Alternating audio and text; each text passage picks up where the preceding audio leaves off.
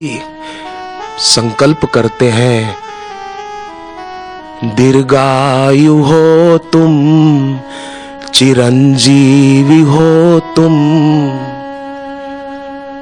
दीर्घायु हो, तुम चिरंजीवी हो, तुम स्वस्थ हो।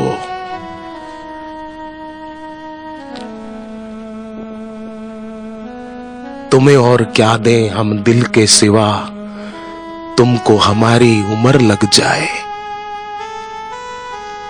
शिष्य क्या भेंट में दे सकता है गुरु को? रुपया, पैसा, चीज, वस्तुएं ये नगण्य है, उनकी दृष्टि में तुच्छ है। ये इन चीजों की उनकी नजरों में कोई कीमत नहीं है।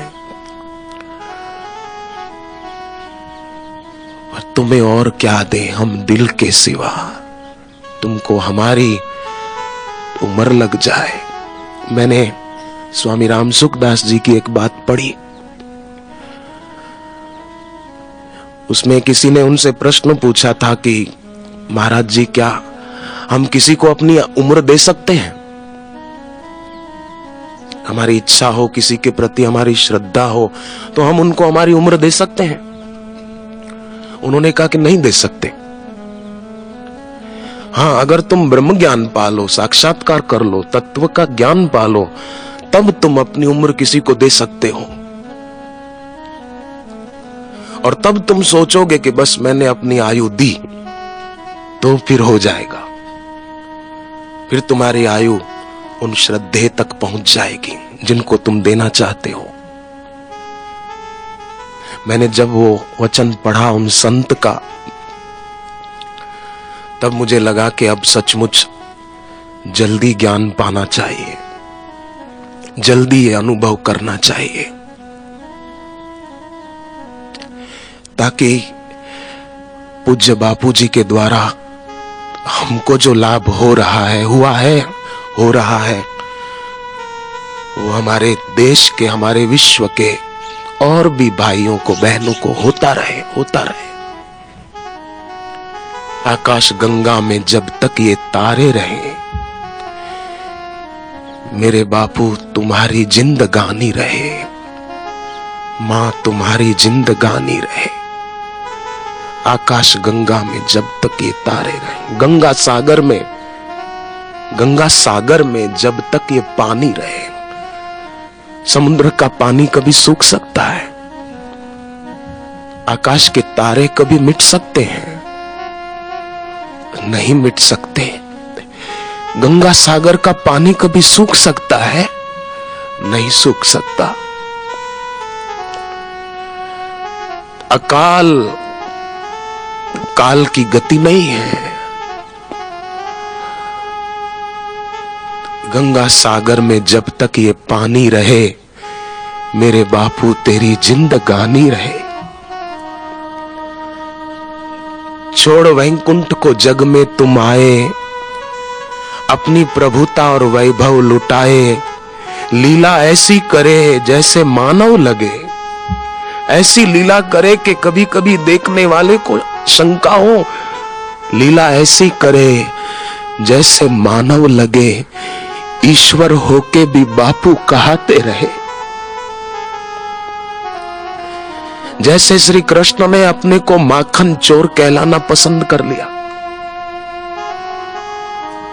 मित्रों के लिए, गोप बालकों के लिए, बालकों को पूछा कि आप सब इतने दुबले पतले क्यों हो, कमजोर क्यों हो? तो उन्होंने कहा, तुम्हारी माँ तो तुमको मक्खन खिलाती है ना, हमारी माँ तो हमको खाली छाछ देती है, मक्खन सब कंस के पास भिजवा देते हैं, इसलिए हमारा शरीर कमजोर है। तब श्री कृष्ण ने कहा, ठीक है, तुमको माँ नहीं देती तो मैं चोरी करके खिलाऊंगा। चोरी करके अपने मित्रों को खिलाते थे, खुद नहीं खाते थे, और लोग उनको चोर कहकर बुलाते थे। मित्रों के लिए उन्होंने अपने को चोर कहलाना पसंद कर लिया। ऐसे ही भगवत स्वरूप बापू जी ने भी कितनी आलोचनाएं सही, कितनी निंदाएं सही, कितना कुछ सहा, पर फिर भी वो हमें अपना समय देते रहते हैं, हमें अपने वचन सुनाते रहते हैं, हमें अपनी कृपा दृष्टि का दान करते रहते हैं। तो आज पूर्णिमा का दिन है, खुशी का दिन है। शबरी की आंख में जब राम जी ने आंसू देखे तो राम जी ने पूछा कि शबरी, मैं आया हूं, तुझे तो खुश होना चाहिए, तू रो क्यों रही है? शबरी ने कहा कि ये दुख के आंसू नहीं है, ये खुशी के आंसू हैं, क्योंकि आज मुझे मेरे गुरु की याद आ गई। मेरे गुरु ने जो कहा था कि राम आएंगे, वो मेरे गुरु का वचन आज सच्चा साबित हो गया, आप आ गए। ये दुख के आंसू नहीं है प्रभु, ये खुशी के आंसू हैं। मुनि के वचन समुझी जिय बाए, मेरे गुरु के वचन मुझे याद आ गए। मेरी मां के वचन मुझे याद आ गए, जिन्होंने मुझे एक बच्चे की तरह पाला। शबरी कहती है, राम, मैंने मां की ममता नहीं पाई, मां तो मेरी शादी करना चाहती थी, पर मेरी गुरु मां ने मुझे ममता दी है। मेरी गुरु मां ने मुझे भोगों में फंसने से बचाया है। मेरी उस मां ने मुझे भक्ति दी है, मुझे उसकी याद आ गई।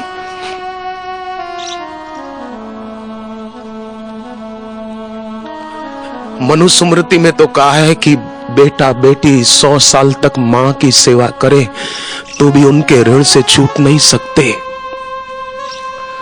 तो इस मां की सेवा हम कितनी भी करें, अपने शरीर की चमड़ी उतार कर उसकी जूती बनाकर उनके चरणों में पहनाए तो भी हम उनके ऋण से कभी छूट नहीं सकते। वो हमको तार लेते हैं भव से।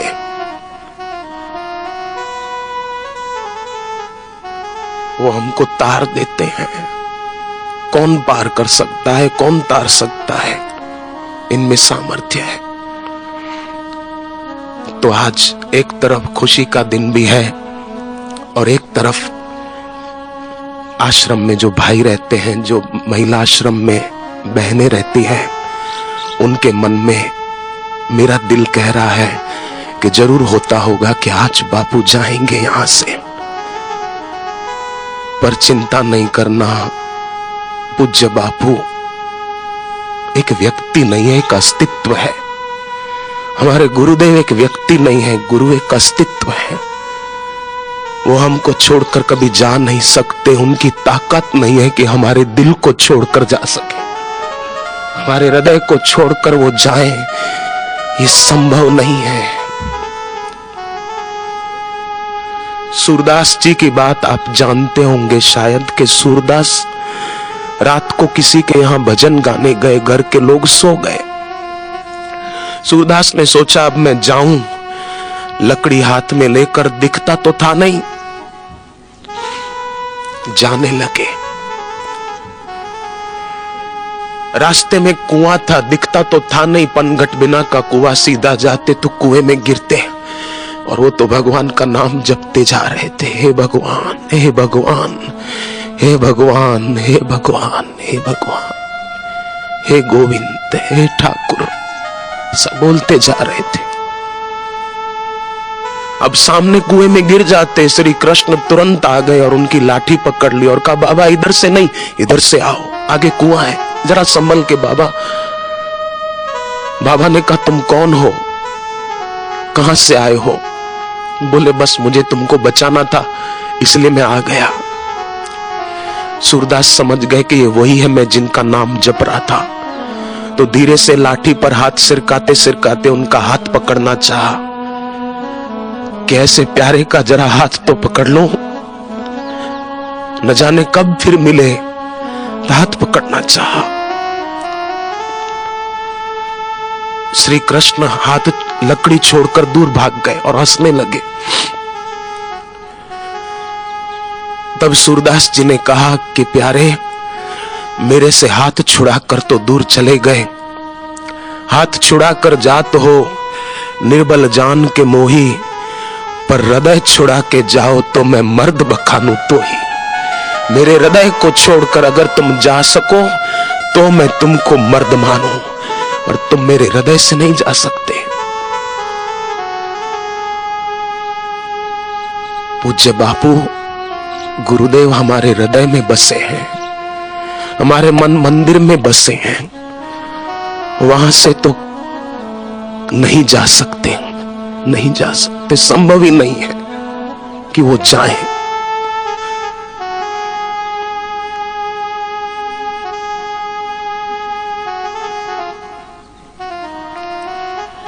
प्यार की चार दीवारी में उनको बंद करके रखना और वो रह जाएंगे, वो नहीं जाएंगे।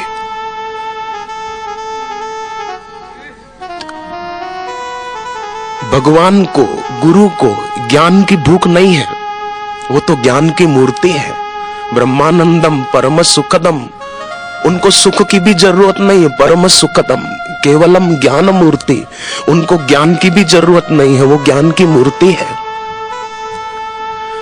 पर उनको प्रेम की जरूरत तो है।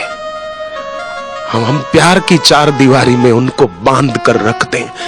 जैसे यशोदा ने प्यार था दिल में तो श्री कृष्ण को रस्सी से बांधा था, हम प्यार की रस्सी से बांध कर रखे अपने दिल में। और आज की इस पूर्णिमा को हम प्रार्थना भी करते हैं कि गुरुदेव बस आप बस जाना, बसे रहना। अहमदाबाद से तो दिल्ली की ओर जाएंगे, अहमदाबाद से जाओगे बापूजी, पर हम साधकों के दिल से थोड़ी जाओगे, नहीं जा सकते।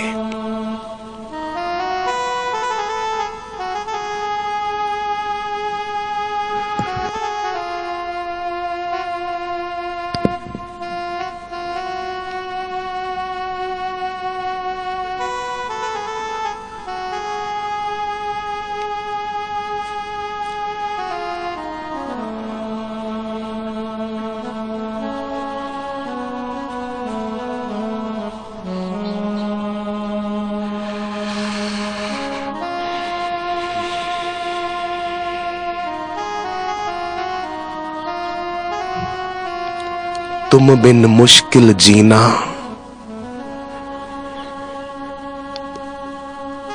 जैसे जल बिन मीना, जैसे जल के बिना मीन, ऐसे ही है कृपा सिंधु आपके बिना हम कैसे संभव होगा।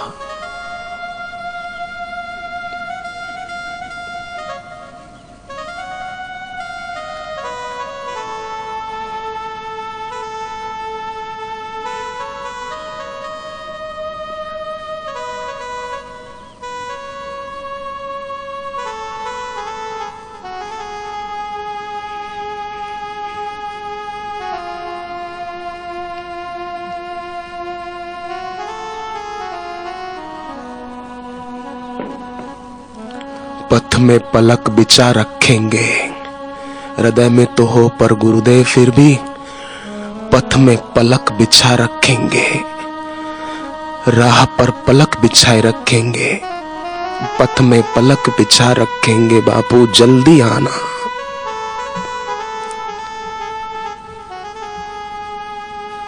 गुरु के दर्शन से शिष्य को क्या मिलता है वो शिष्य जानता है।